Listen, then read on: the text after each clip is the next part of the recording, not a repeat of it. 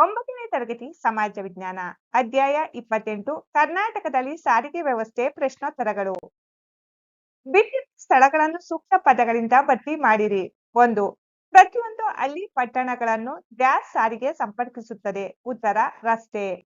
2. ಕರ್ನಾಟಕದಲ್ಲಿ ಮೊಟ್ಟಮೊದಲ ರೈಲು ಸಂಚಾರ ಆರಂಭವಾದ ವರ್ಷ ಡ್ಯಾಶ್. ಉತ್ತರ 1864.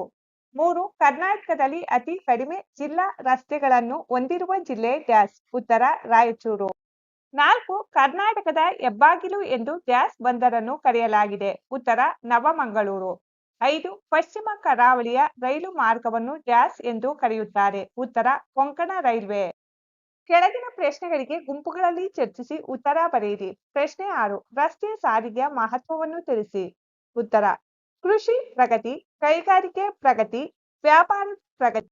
ರಸ್ತೆಗಳನ್ನು ಸುಲಭವಾಗಿ ಕಡಿಮೆ ವೆಚ್ಚದಲ್ಲಿ ನಿರ್ಮಿಸಬಹುದು.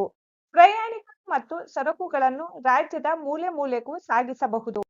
ಪ್ರಶ್ನೆ 7. ಕರ್ನಾಟಕದ ರಸ್ತೆಗಳ ವಿಧಗಳನ್ನು ಬರೆಯಿರಿ. ಉತ್ತರ ಕರ್ನಾಟಕ ರಸ್ತೆಗಳ ವಿಧಗಳು: ರಾಷ್ಟ್ರೀಯ ಹೆದ್ದಾರಿಗಳು, ರಾಜ್ಯ ಹೆದ್ದಾರಿಗಳು, ಜಿಲ್ಲಾ ರಸ್ತೆಗಳು, ಗ್ರಾಮೀಣ ರಸ್ತೆಗಳು. ಪ್ರಶ್ನೆ 8. ವಾಯು ಸಾರಿಗೆಯ ಅನುಕೂಲಗಳೇನು? ಉತ್ತರ ವಾಯು ಸಾರಿಗೆ ಅತಿ ವೇಗ ಚಾಲಿತ ಸಾರಿಗೆ ಮಾಧ್ಯಮ.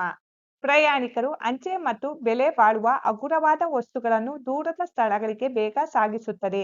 ನೈಸರ್ಗಿಕ ವಿಪತ್ತುಗಳು ಸಂಭವಿಸಿದಾಗ ನೆರವಾಗುವುದು, ಯುದ್ಧಗಳಲ್ಲಿ ನೆರವಾಗುವುದು, ತುರ್ತು ಪರಿಸ್ಥಿತಿಗಳಲ್ಲಿ ನೆರವಾಗುವುದು, ಪರಿಹಾರ ಕಾರ್ಯ ಕೈಗೊಳ್ಳುವುದಕ್ಕೂ ನೆರವಾಗುವುದು. ಪ್ರಶ್ನೆ ಸಂಖ್ಯೆ 9. ಕರ್ನಾಟಕದಲ್ಲಿರುವ ಬಂದರುಗಳನ್ನು ಹೆಸರಿಸಿ. ಉತ್ತರ ನವಮಂಗಳೂರು ಬಂದರು, ಹಳೆಯ ಮಂಗಳೂರು ಬಂದರು, ಮಲ್ಪೆ, ಅಂಗರಕಟ್ಟೆ, ಕುಂದಾಪುರ, ಪಡುಬಿದ್ರಿ, ಭಟ್ಕಳ, ಹೊನ್ನಾವರ, ಬೇಲೆಕೇರಿ, ಕದಡಿ ಮತ್ತು ಕಾರವಾರ ಮುಂತಾದವು ಕರ್ನಾಟಕದಲ್ಲಿರುವ ಬಂದರುಗಳು. ಹೊಂದಿಸಿ ಬರೆಯಿರಿ. ಹೊಂದಿಸಿ ಬರೆಯಲಾಗಿದೆ. 1. ಸುವರ್ಣ ಚತುಷ್ಕೋನ NH-44.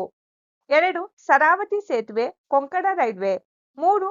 ವಿಮಾನ ಸಾರಿಗೆ ರಾಷ್ಟ್ರೀಕರಣ 1953. 4. ಕೊಂಕಣ ರೈಲ್ವೆ, ಮಂಗಳೂರು ಮುಂಬೈ. 5. ನಮ್ಮ ಮೆಟ್ರೋ, ಬೆಂಗಳೂರು.